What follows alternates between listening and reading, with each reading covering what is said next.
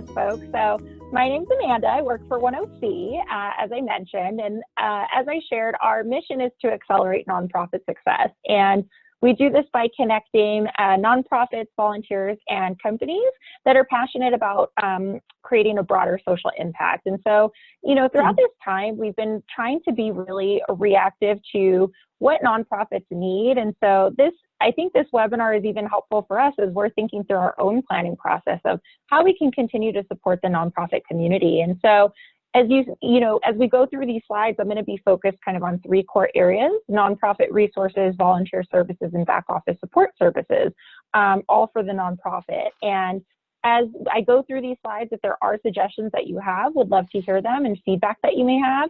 And I think these are all things that you can lean on and leverage as you're thinking through the various steps that Zoot's going to be presenting shortly. So in terms of nonprofit support, one of the things that we did out the gate kind of when COVID hit is we provided this resources page, and the link is here on the slides, and I think Zoot has included it in the email as well. And really what we wanted to do is kind of create this one-stop shop where organizations can continue to get up-to-date information about everything that's going on with COVID, as well as resources that are relevant in terms of being, not just reactive, but proactive as we're kind of navigating now our new normal, or the new road as Zoot referred to, and also to think through kind of what those next steps are as we become more proactive. And so on our resources page, we have a variety of things. So we actually provide office hours consultations. So Zoot mentioned, we're going to be talking about our different steps of planning. And so, if you do just need kind of a listening ear to kind of go back and forth, we're here to support you. We have experts in a variety of topics that would be happy to take a consult with each of you. And so that's available on that resources page. We also have done a series of webinars. And so over the last month, we've done about 20 different webinars. We actually have 2 coming up. One is on fundraising tomorrow, and there's another really relevant one next week with Boston Consulting Group that I think ties in really nicely with today's webinar, as it's providing another framework for planning. And so as we're really starting to think through kind of what are those steps to plan, we want to definitely be there as a source of support for you. And so if you do want to go back on our webpage, you're welcome to. We have all of the recordings on there from our past webinars. A lot of them are dealing with very specific COVID-19 issues, but we also have things that are kind of looking forward. And so we want to continue to provide that for you. The other area is, if you want to actually go back, sorry. The other area is, yeah, you're good. The other area really is providing, peer support opportunities. And I think one of the biggest things that I've really been able to accomplish myself, and I think a lot of other leaders in the space have been able to do this too, is just really the increased connection with our fellow leaders and our fellow, colleagues in the nonprofit space, and providing those forums to just share ideas. And as Zoot's going to be talking about today, one of the biggest things is kind of bringing your people together to really think about how you want to roll out your plan. And so we have a nonprofit support network with about 235 people in it, sharing different resources and ideas all the time, which is really exciting. We also have a CEO forum. It's a weekly call on Thursday afternoons where CEOs of nonprofits can get together and talk about a variety of issues. Today, we're actually talking about fundraising and kind of what that's going to look like moving forward. And so I definitely invite all of you CEOs on the call to participate in that, or at least join our group. And we have, we've been doing this since the start of COVID, kind of at the end of March, and have been able to have meetings every single week on different topics, whether it's navigating the return to work, planning as we're talking about today, how to communicate in a crisis, thinking forward, and kind of what we're wanting to do next. And so it's kind of, ran the gamut of everything that's been going on. And so highly encourage all of the CEOs and executive directors on the call to be part of that. And so as we're kind of going forward, we definitely want to make sure to continue to provide the right support and the right resources. So if there's something up here as a nonprofit that you're not seeing, definitely let us know so that we can do that for you. The next thing I wanted to share, if you're not aware, OneOC is actually the Emergency Volunteer Center for Orange County. And so as you can see here, we've really been able to mobilize quite a few volunteers since the beginning of COVID-19. So it's over 2,000 that have been pre-registered into our system as volunteers, and over 1,700 that have actually been deployed into projects. And so here's kind of an overview of just what we've been able to do thus far in terms of that support opportunity, and really provide the services to a variety of different nonprofits, different areas. And we hope to continue to have this level of engagement. And we know that volunteers are absolutely critical to the success of organizations, whether it's having them, kind of do these project-based opportunities that we're going through right now, or having them become a member of your team as a skills-based volunteer. And so as you're kind of putting together your plan, Zoot's going to go into more detail about that. Volunteers might be critical to the way that you want to operate your organization or engage in certain aspects of service delivery. And so if there's anything that we can do with regards to helping you either build up your volunteer infrastructure, recruiting volunteers, we're here to do that. So I want to go to the next slide. The last piece of things really is our back office support services. And so I know in OneOC, a lot of people think about OneOC, they think about our trainings, which is great. We also actually do a lot of other areas as well. And so one of those areas is our back office support. And so we do nonprofit accounting services, with HR services, and we have fiscal sponsorship services. And so with regards to nonprofit accounting services, we actually do your books, if that's something that you need. And right now we're actually getting a lot of inquiries with regards to how to navigate your lending options with the Paycheck Protection Program, and just how to make sure that everything is kind of on the up and up with that. And that's something that we can continue to help you with moving forward. And so Zoot's going to talk about some of the planning that's needed to do from a budget-based perspective as well. And so we have those areas if you do need that help.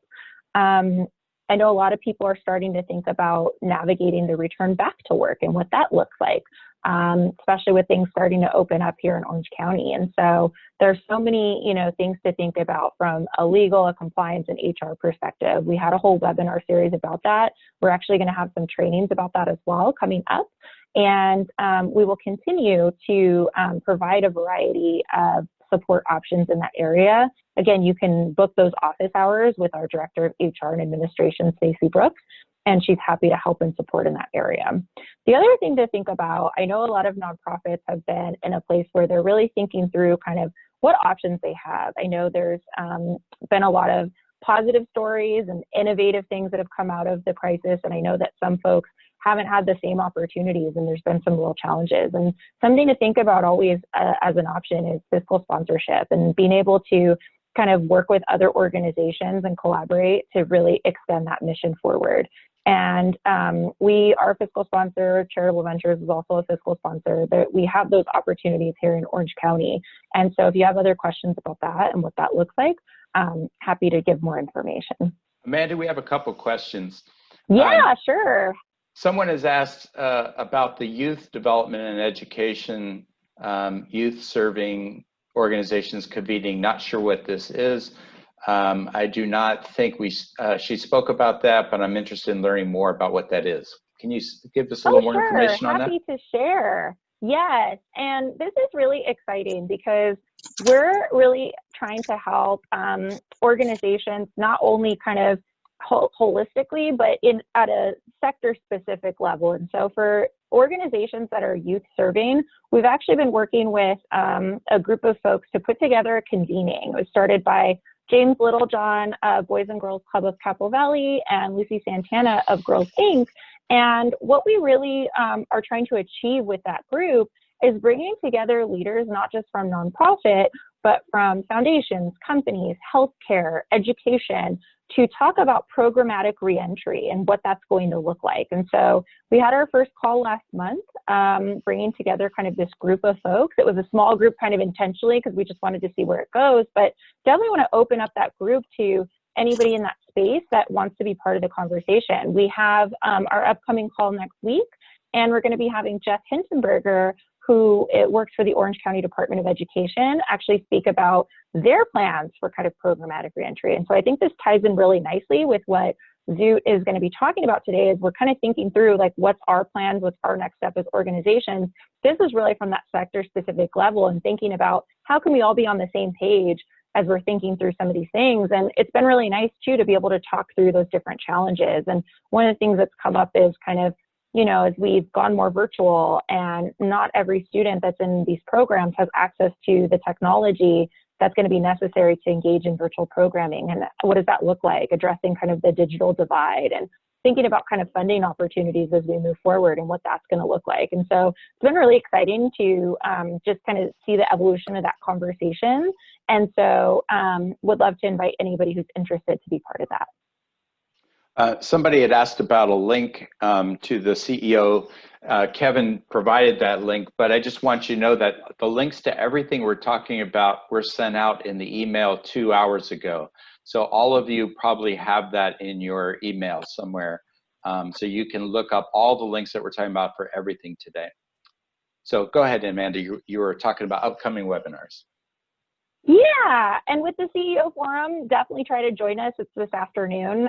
We are talking about fundraising this afternoon, so would encourage you all to be part of that if you can. That was started by Don Reese. It had about 8 folks, and now we're up to about 120, so it's really exciting. In terms of upcoming webinars, just kind of get you thinking as you're, as Zoot said, your planning. We have 2 webinars coming up. We have one tomorrow that's on fundraising, and it's really focused on how to be successful in this new normal. The 2 women that are going to be presenting have a lot of experience with doing golf tournaments, and they've been able to create kind of these partnerships with golf courses now, and thinking about how can you have an event that's socially distanced and be able to still bring together a group of folks. And so they're going to be talking through that tomorrow. And then, as I mentioned, we do have one next week with Boston Consulting Group. Highly encourage everyone to be part of that as well. I think it's going to tie in really nicely to what we're talking about today. So, and I think, Zoot did send out, we have a list of trainings that are coming up that we definitely think would be relevant to a lot of things that he's talking about today. And I think he actually split them up by the different steps that he's going to talk through. So there's trainings that actually go with each of the steps. And so that's in the email that Zoot sent out. And so if anybody has questions about that, you can also feel free to reach out to me. I did just want to let you know some of the things we have coming up as well. So I did mention, we have support kind of in these 3 areas. We're going to be building out kind of our programs in terms of expanding our virtual training library. So Kevin, our training manager, has been doing an amazing job of just taking all of our in-person trainings and converting them to virtual. And so we want to continue to offer those virtual options.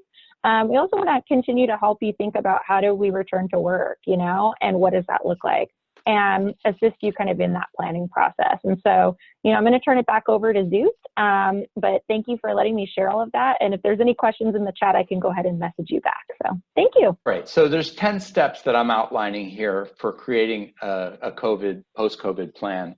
And I'm going to go over each of these in depth, but just to go over them quickly: leading crisis to a new normal. And by the way, Amanda will be free to interrupt me with any questions that come up.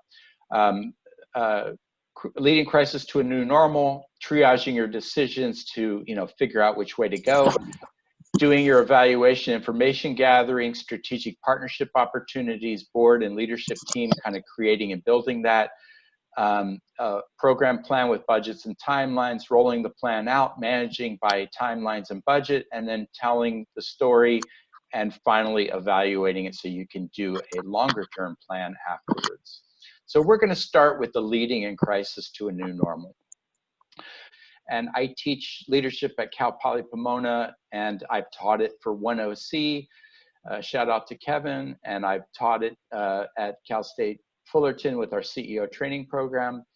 And I can tell you that everybody wants to be a consensus building democratic leader, but the other 3 styles are very important in certain aspects. So if you have a newer staff and an older leader that's more seasoned, then maybe a coaching style is better. But the flip side of a coaching style is it can be a micromanager style. So if you have somebody who's doing a little too much coaching, it becomes micromanaging. A laissez-faire style is where you have somebody that a lot of businesses have this kind of leader that, hey, my job is to hire great people and let them do their work and leave them alone and just make sure they're getting their work done. That would be kind of an absentee leader. If you look at it in a negative standpoint and a positive, it's kind of live and let live. I hire good people and let them go.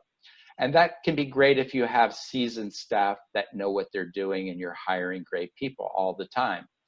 But a directorial leadership, if you look at it in the negative, it would be a dictatorial leadership style. And that's kind of that A-type personality. Now, I'm an A-type personality, and I started off as a directorial leader and had to learn to become a more democratic, consensus-building leader. But guess what? Directorial leadership, there's one time when that is the best leadership style, and that is during crisis. When you are in crisis, you need somebody to be the directorial leader, somebody who's going to take charge, make decisions quickly, not have to ask everyone or take the temperature of the room to make a decision because you don't have time for that. So this is a time when all us A-type personalities get to thrive in our directorial style of leadership. And directorial style is the great way of saying it, because what you are is you're the director of your movie. You're making your movie on your set, and you're in charge of every decision. And there are people above you that are the producers, or in our case, the board of directors, that are maybe helping us fund that movie. But we are in charge of the decisions that make that movie if you're the CEO. So this is a good style in crisis. It requires leaders that have confidence. So if you're not comfortable in that directorial style, then you need to become comfortable with it and learn to be confident with your decisions.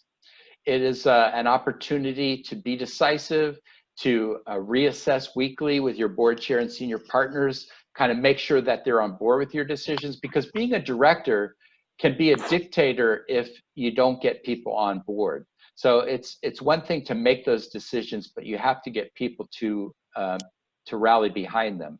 And that's important with your board, to make them community ambassadors, to get out there in the community and talk up the organization, especially in a time of crisis. It's also an opportunity to trim the staff when needed. And we'll talk more about that in a second. It's a great time to let go of old plans that are no longer relevant, programs that are no longer working. And remember, this is not a bump in the road, it's a new road. So some things that that barely worked before may never work again. And there are opportunities here for politics too, because let's face it, all of us organizations have politics that may keep a program afloat longer than it should, or keep a staff member with us longer than they should because of some political connection. But you have the COVID card now, and you can pull that card to get rid of things that are just staying on board because of politics. That could be a board member who's not carrying their own weight. That could be a staff member who's not carrying their own weight. That could be a staff member that's a contractor that is now going to be a problem with AB5 compliance.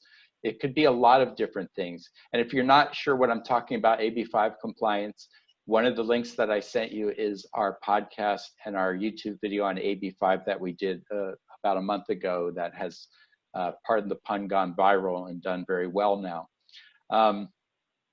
It may help trim the fat developed over time. So there's a lot of things that you can let go of that would have been hard in normal times that are much easier with COVID. So you have to look at intentional discontinuation of programs. What can be reduced? What can be eliminated? What is mission critical? And we'll talk more about this in a second. I have a great slide to triage these decisions. But it's an opportunity for you to pull that COVID card and eliminate things that politically wouldn't be expedient, might eliminate or drain the organization. And you can explore questions about activities and programs that have outlived their usefulness. So we'll talk about all this more in a second here. You can build your team. You have to boost the morale of your organization. I mean, people are suffering, people are dying. There's been more deaths since all the wars since Korea with this. So we need to really boost morale and keep people focused on the positive of the organization. That can be really hard in organizations that's been shut down. So you have to find ways of doing that. And I'll talk about some great models of that a little bit later in the presentation. You have to check in frequently with people. You have to appreciate the jobs that are well done. And one of the great things that our leader at Cal State Fullerton has done, you know, everything is being brought down by Sacramento by edict. And he's been really great about being the cheerleader for the organization and really making people feel appreciated, making them feel that band of brothers camaraderie. You know, that's a reference to the World War II group that, you know, became so close, they were closer than a family because they went through the trenches together. It's that kind of a feeling that you want to instill. Your biggest asset is your mindset. So if you look at these things in negative terms, the people under you will do the same. You have to be positive. You have to look for where the sun is coming in the future. And remind people that you don't grow when you're comfortable. This is a great opportunity to grow with change. So once you've got your leadership in order, and then you're making your triage decisions. So I sent you a great podcast on this, but basically triaging is something that happens in hospitals, it happens in battlefields, when you can't take first come, first serve because you have to take people who are going to die first. You have to do the same thing in crisis with budgets, decisions, staff. What's most important, what's most sensitive. You can forget about what's no longer relevant. Basically, the people left for dead. Or in the case of programs, the programs that are left for dead. And what's least time sensitive thing, you know, the broken leg doesn't need to be fixed right away. You can wait on that. There's more important things out there. And that's a great thing you can tell your staff too, when they're worried about things that are inconsequential, you know, focus them on the big picture. So what do we have that's important? What should be put on hold? What should be canceled entirely? And what will flourish in a post-COVID world with some tweaks? So these are things, you know, first you focus on the green, then the blue. Then when there's time, you can get to the red and forget about the black entirely. This is a great matrix that was put together by Jan Masaoka, who did a really great book on planning. She was our guest at our G3X conference a few years ago. And she put this together. It's really great. You know, what has the heart is the high mission impact, low profitability. Your star has high mission and high profitability. Your money tree is just something that brings in money, but maybe is more social enterprise than mission focused. And the stop is something you don't need to do anymore because it has very low mission and very low profitability. So it'd be good to go over with your board chair and maybe your senior staff what these things are quickly and triage your programs by this. Okay. Hey, Zoot, can I interrupt you? Absolutely. I was just going to ask. Yeah. So, oh, sure. So if you actually go back to the last slide, OneOC actually has our own version of this, the nonprofit sustainability assessment. So for those that don't know, this is taken from the sustainability mindset, which was written by Jeannie Bell and Steve Zimmerman, who are pretty big in kind of the nonprofit capacity building arena. And so something that we do is we actually help organizations go through this entire process to be able to figure out kind of the programmatic and financial sustainability of each of their programs. And so taking everything from kind of that stop quadrant and putting it into the other quadrants. And so if that's something that you're interested in and kind of going through that process or just learning more about it, happy to share more. So feel free to send me an email. I'll put my email in the chat. Great. Any questions so far? Are we good to go? We're good to go. I will definitely pause you if there's anything that pops up. Good. I will keep going then. So the next step is to do a quick evaluation. And normally when I do a normal plan with people, it's a 90-day evaluation, but we don't have 90 days. So this has to be done within 2 weeks. And this is the steps for this. You have to look at all the new organization that you've now triaged, what you've thrown away, what you're tweaking, what you're keeping, and kind of put that down on paper. What does the new organization look like?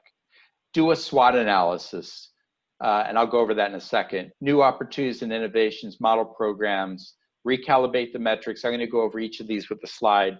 And then the one thing I won't do in a slide is ask yourself what makes us unique. This is a great thing to do for funding, because if you can't answer that question, what makes you the only organization in Orange County that serves this mission in this way, then you're going to have trouble getting funding for it.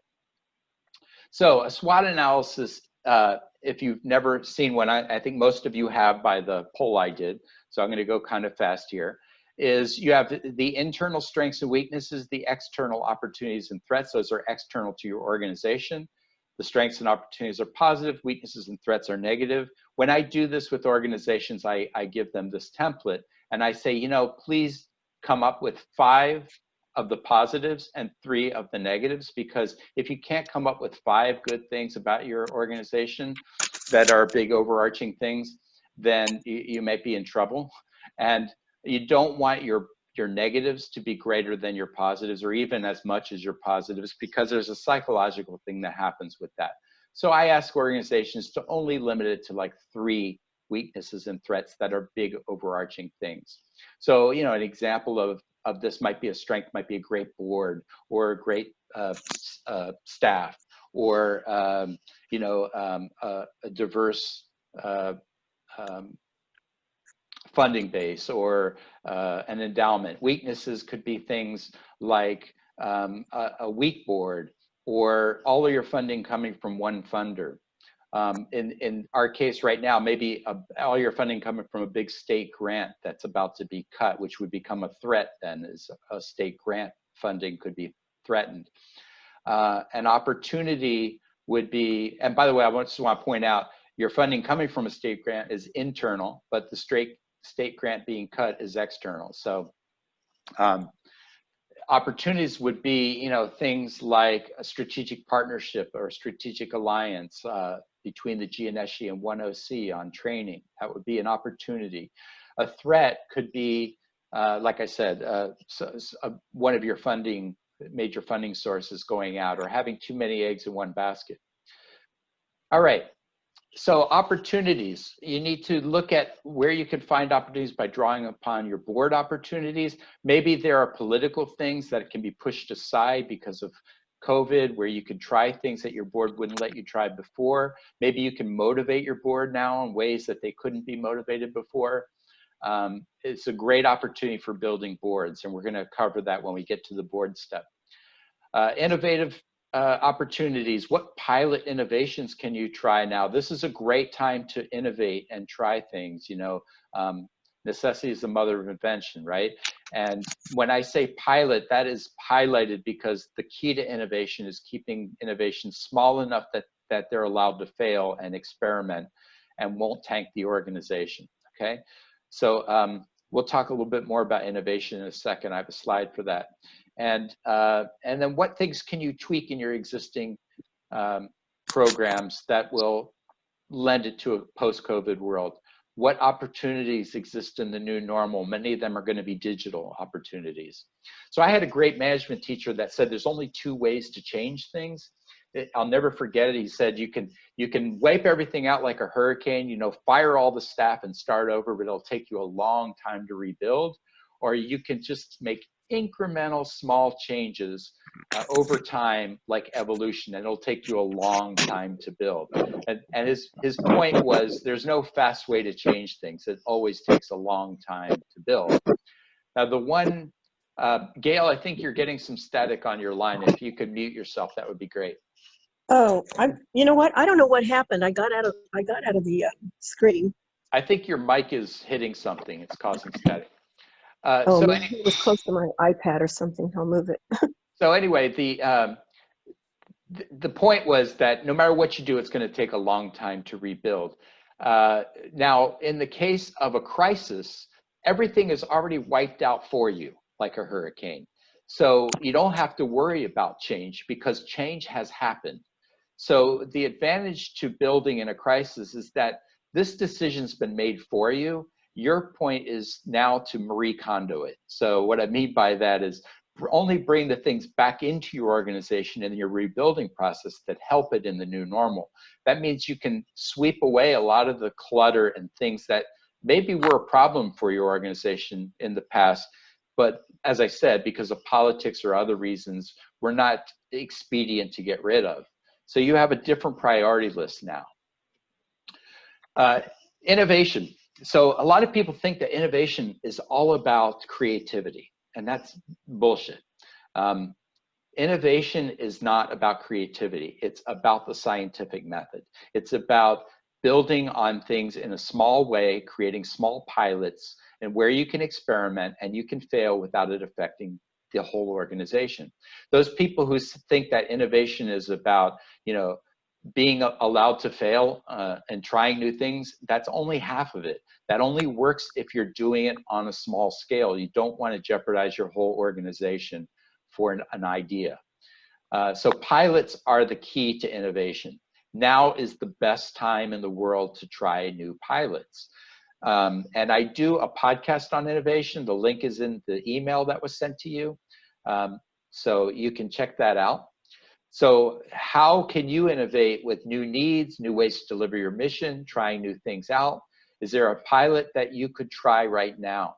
And I'm going to guess that lots of you can. And I decided to come up with an example that we could carry through this talk of, let's say, a pet shelter having to do online pet adoptions. That might be a new pilot for them. Just remember that you didn't fail, you just found out another way it won't work. That's the motto of the pilot. There is no failure in pilots. It's just, okay, we got to tweak it. This didn't work, so we try this way. Trial and error, experimentation until it works, and then you scale it up. Once you have a working pilot, you have proof of concept, you have people that will invest in it, and it's much easier to scale. Another great thing to do is don't reinvent the wheel. You might think you need to create a pilot program on something, and then you Google it and find out there's 5 other people doing it, and they're doing it well in other parts of the country. So an example is I decided I'm now the CEO of a pet shelter. How am I going to do online pet adoptions? I Googled online pet adoptions, and I got like 20 that were already doing it across the nation and doing it well with amazing marketing ideas for it. So I could call any one of them and learn from their mistakes and not have to create them myself.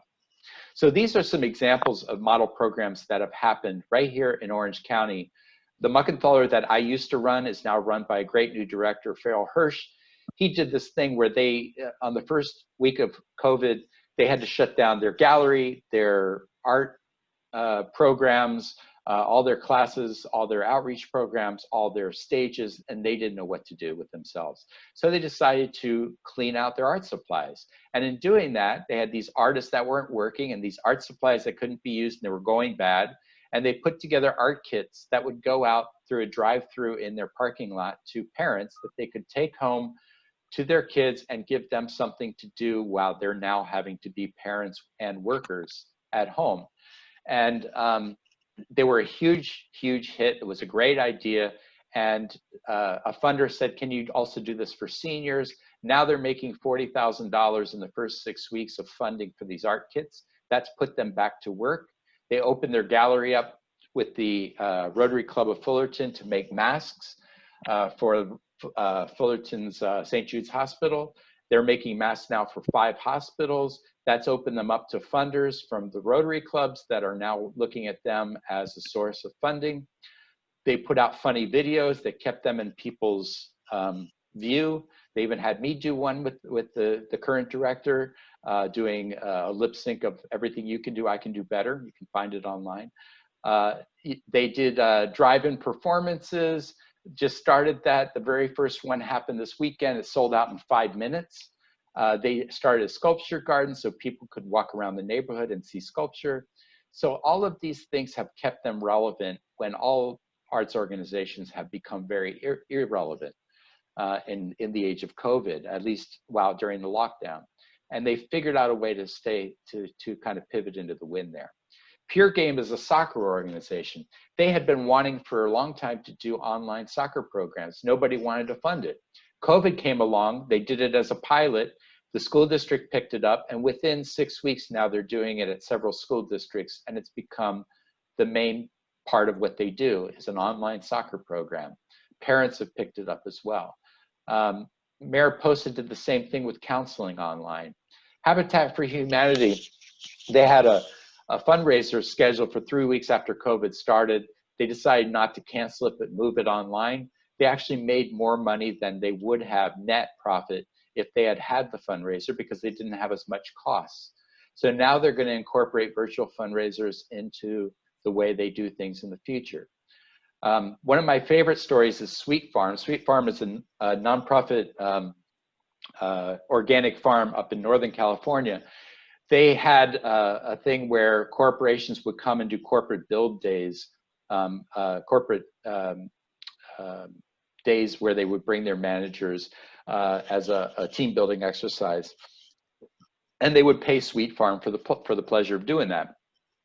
Well, they couldn't do those anymore, so they decided to do goat to meeting and have goats show up at people's meetings. It was a brilliant idea. It caught fire. It caught national attention. In 6 weeks, they made more money than they did all last year from their corporate donations. Now, they can't keep that up, but it was a great interim plan. Solidarity and Hoya Scholars, and I know Christian's here today with us, they teamed up, did some great strategic partnerships. They're two faith-based organizations working in some underfunded neighborhoods in Fullerton with teens. One does scholarships, the other works on social enterprise. They teamed up, and they are creating a network for those families in these neighborhoods and have been able to bring funding to help them kind of continue their work in a different way. So TIA is an organization that works with refugees who are here in Anaheim. And they do all kinds of work, and they put together a social enterprise food truck business so that some of their refugees who are great cooks could get a job cooking on food trucks. And of course, the food trucks in the first couple of weeks got put out of business. And so they turned that into frozen dinners that they would deliver to senior centers. And that was their way of pivoting. So there's great model programs out there, just even in our own community, of how people have pivoted in the crisis. So like I said, I looked up pet adoptions. I found a lot of people online already doing it and doing it well. I could easily call them, and I don't have to do a pilot. I can just roll it out because I know it works somewhere else. I just have to tweak it for our community. So once you have done all this evaluation, looked at model programs, looked at pilot programs, now you have to recalibrate your metrics. What changes need to be made in deadlines for staff funding and budget? Do you need new job descriptions because of new staffing or changes in staff roles? Are there new target numbers? Do you have to come up with new dates for reopenings? How about moving programs online? What does that look like? What does the rollout look like? So once you've gotten to this stage here, you pretty much have a pretty good internal view of what your programs look like. Now, I've made this a separate step because this is one of the most important things that organizations that succeeded in the last crisis, the 2008 to 2012 recession, the 38 organizations that I'm studying that did well, a lot of the reasons they did well was because of strategic partnership opportunities. Strategic partnership opportunities means working very well with another organization or organizations to better serve both your missions at the same time. And that could look like a lot of different things. It could be working well for funding. Maybe you're eligible for bigger grants because you're working together. You wouldn't be eligible for those grants if you were by themselves. And I know Kevin's on the call, and OneOC and I are going to partner up on a training in the future on this topic. So take a look for that coming up. I think we had scheduled it for September, and I think we're going to look at maybe moving that up within the next month or so that we can get that out quicker to you. So I'm showing you this picture. If these ants were the size of people, this is about a 35-foot gap that a colony of ants can cross by making a bridge out of ants. This is what we need to do as organizations to get through the gaps of a crisis. And it's much easier if we look externally by focusing on strategic partnerships with funders, with other organizations. And one way to do that is by creating a resource map. So you get a resource map together by just making a list, maybe an Excel spreadsheet of service clubs, that would be like Rotary clubs, Kiwanis clubs, banks, chambers of commerce, government agencies that can help you, school agencies that can help you with your mission, other public benefit organizations, meaning nonprofits. I just hate using the word nonprofits, and I do a whole podcast about that you can listen to sometime. But figuring out how to strategically partner with other organizations, and it would also include for-profit businesses, it would include funders, but how can you create relationships that help both your missions? And really, part of that is listening to the other organization, finding out what their mission is and how you dovetail together. And a great example of that is OneOC and the Gianneschi doing it for this particular thing that you're listening to right now. Okay, so once you've capitalized on strategic partnerships that are external and added those to the equation, now you can put together your board and leadership team. So that might be really kind of assessing how you can make the most of the COVID opportunity as it relates to your board. Obviously, you want to have your board chair, and maybe if you have an incoming board chair on your committee, your planning committee, maybe a senior staff person or two if they're really important to your plan on your committee, but keep your committee small. And then give your board a mandate, evangelize them to go out in the community and work for you. I'm going to ask you a quick board poll here. Let me get this out. All right, here we go. I want to ask you about your activity of your board during COVID.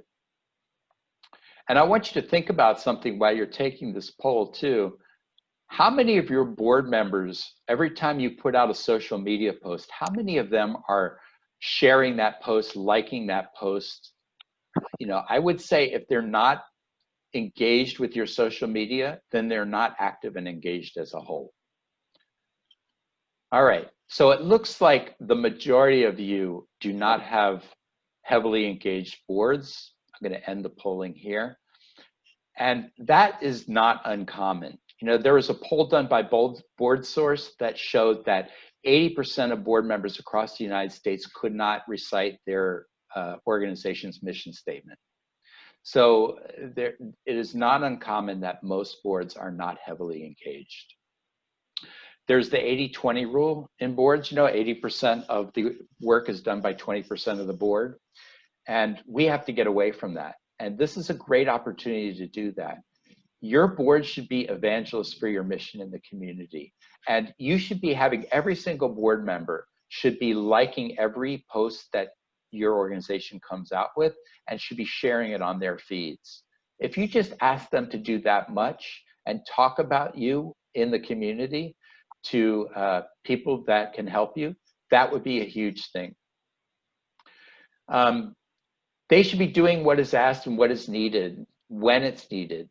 This is a great time to talk to your board chair about, you know, putting an ultimatum to board members that we're in a crisis. If you can't step up, you need to step out. And that doesn't mean they couldn't be involved on an advisory board or as a funder or as a volunteer, but if they're not up for the board assignment, then they shouldn't be doing the board assignment. Recruit committee members. Okay, so one mistake people make, and by the way, I included in the email that went out a link to our board development podcast, which is, I think, a really great way to look at board development. But if you're recruiting people to be on your board that have never been active in your organization, that's like going up to a girl or a guy that you're interested in and saying, hey, let's get married, and they've never met you yet, or they've met you twice. You should first ask people to get involved on a committee before they get involved on the board. And then they can get to know you and you can get to know them and then see if you're right for marriage. So this is a great opportunity to get prospective board members involved in committees for you. And a great way to kind of coordinate that with your board chair.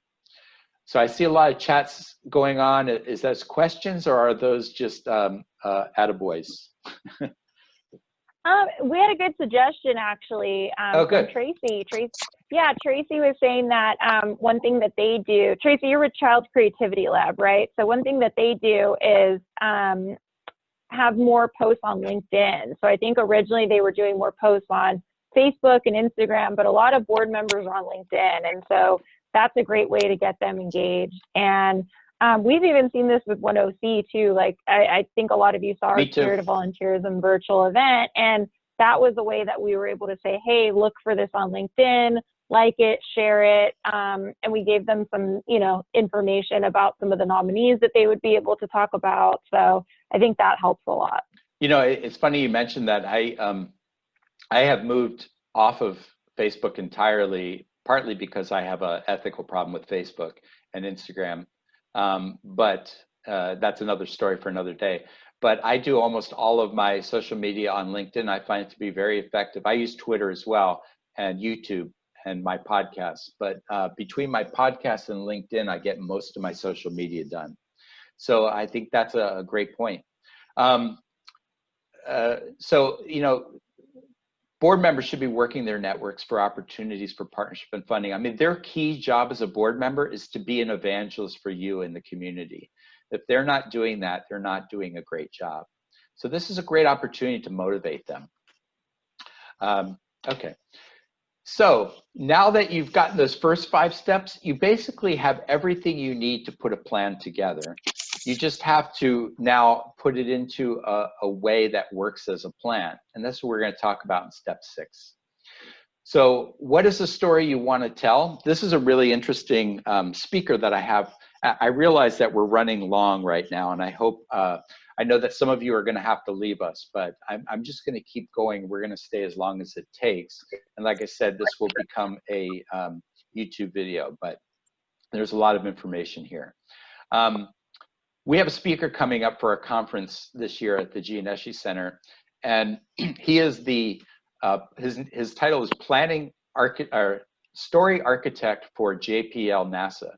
And he works for NASA JPL, and what his job is to go out to all the engineers and ask them what they want their story to be 3 years from now for the NASA missions. And then he crafts those stories into a narrative, and that narrative is the starting basis for their planning. So think about if you did that. If we as organizations went out and asked our senior staff and board members, and even maybe our key funders and volunteers, what we want our story to be 3 years from now, and work towards that story.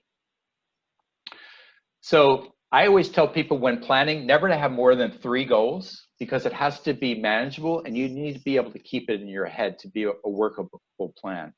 And those goals, I think, are best if one goal is a leadership or board goal, one goal is a staff or program goal, and one goal is a financial or performance goal.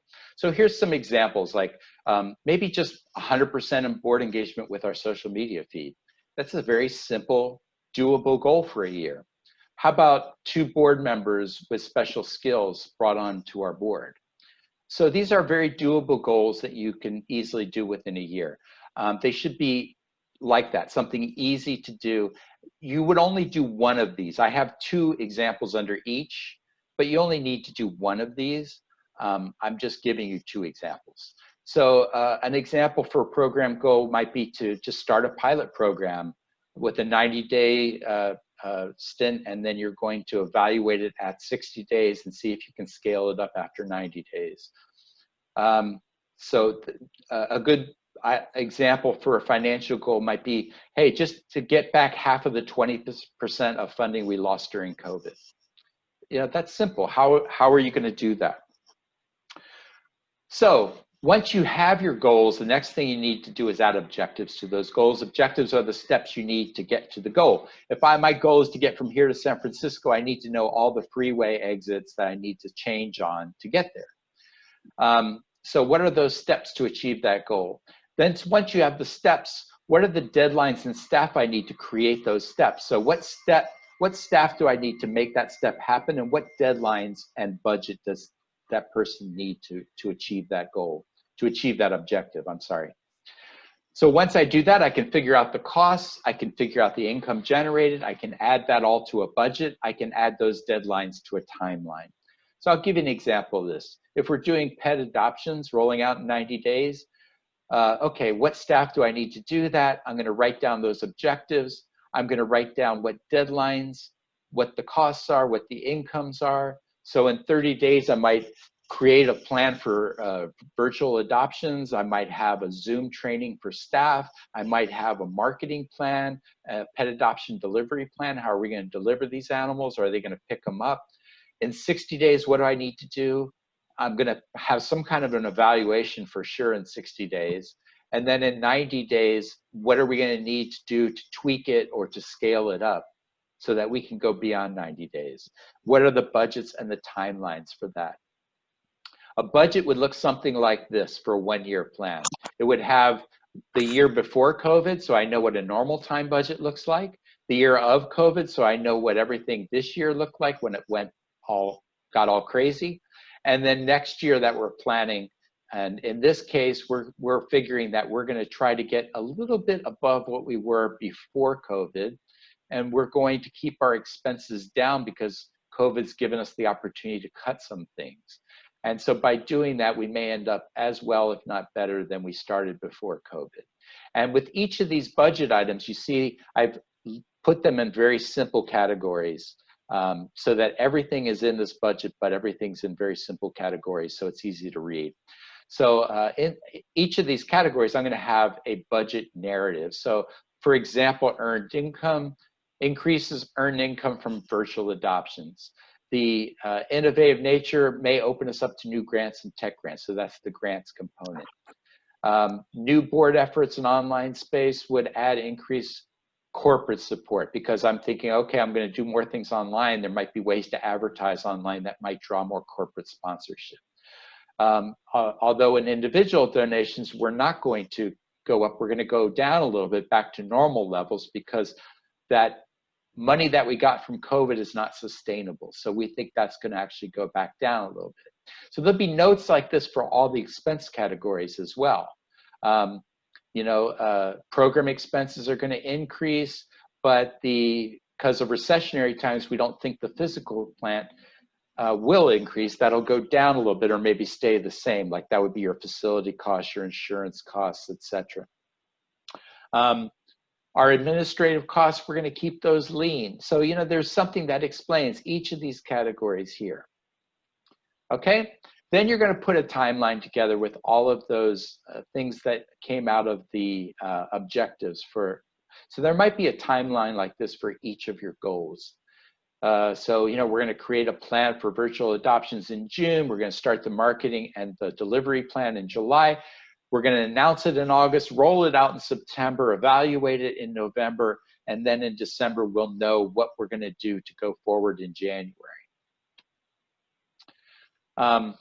Obviously, the timeline would go for the entire next year through the fiscal year, but I'm just giving you an example of how we get to January. So it would move on from there. So now that we have our plan together, ta-da, we've got a plan, we've done all this evaluation, we have our 3 goals, we have all our objectives, our budgets, our timelines. Now it's time to roll it out. First, we're going to get the board to approve it. We're going to get the staff trained on whatever they need to do to make it happen. That would include giving each staff person, department budgets and timelines and deadlines, and then set up an evaluation process to evaluate it within 60 days at the least, and then regularly on quarterly basis, so every 90 days. All right, then you're going to manage by timelines, meaning you have new metrics now from all of this, so you can use those metrics to supervise your staff. You can use the timelines to supervise and the budgets to manage. So each staff department would have a timeline and a budget, and you just need to make sure they're on budget and on time. And then it's time to tell the story, the marketing relationships. This is the one thing that we're terrible at in our sector. And it's funny because every time, Gail, your mic's going off again. Every time, it's okay. It just rubs against something. Don't worry about it. Every time I do a marketing workshop at Gianneschi, and I would venture to say this is probably, I'm going to guess it's probably true for OneOC as well. There's much less interest in marketing. But if I do a fundraising workshop, there's all this interest in fundraising. But what's funny is that 45 to 65% of income for all organizations is earned income. And even with our donated income, almost all of our income comes from telling our story, either getting people, butts in seats as it is for earned income, or people, to purchase memberships, or to get those relationships going to get people to give us money. It's about telling our story, and we're terrible at it. If we spent more time on marketing, we would need to spend less time and money on fundraising, honestly. So how do you do that? Well, I'm going to do a quick marketing poll because I want to see what you guys do for marketing. So I'm going to launch this poll and just see where you're at. How many people are still with us, Amanda? We have 46 folks, so Awesome. Good chunk of our original group. Well, good. Thank you for sticking around. Okay, so I'm going to end the poll here. It looks like the vast majority of you are short on your marketing, and that is pretty normal too. But if there's one thing one thing you could take away from this, it is the importance of marketing to our bottom line. Stories of success in crisis is what's needed. So, in normal times, if your organization is doing poorly, you can get that message out there and people will give. But now every organization is doing poorly. So that message doesn't translate well. What organizations want to fund are the people who have pivoted and aren't succeeding in the crisis. They want to back a horse that's succeeding. They don't want to pay to rearrange deck chairs on the Titanic. So you need to get your stories of success out there. Board members need to be out there evangelizing you in person and in social media. Your stakeholders need to be liking and sharing your content. You have to be telling your saga on a regular basis. You should be doing at least bi-weekly e-blasts and social media posts. It's about your community, not you, and making sure that you're working for the earned media. So when I teach marketing, I also teach marketing at Cal State Fullerton, and there's 3 kinds of media. The media you own, which is your websites, your blogs, your podcast, your YouTube channel. You own those things, you control those things. There are ads. Most of us don't do ads, but if you are a 501c3 organization, you can get $10,000 in free advertising through Google through TechSoup. So I hope you're all aware of that, taking advantage of it.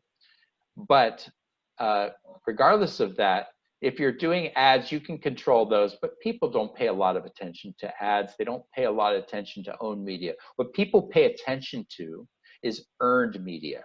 That's where somebody has taken your ad or your post and they've shared it. And when they share it, other people see it, then they share it. And when something goes viral, it's because a lot of people have shared the original post, and somebody who is called an influencer, somebody who has a big following, has shared it, and that person is getting a lot of attention. So what you need to do is really get earned media, and that is getting your supporters to share your story. All right, so once you've told your story, now it's time to evaluate. You can do a 30-day or a 60-day evaluation depending on the program you're rolling out initially, and then after that, you should be doing one every 90 days. So if you do a 60-day evaluation, you need to do one 30 days later, and then every 90 days after that.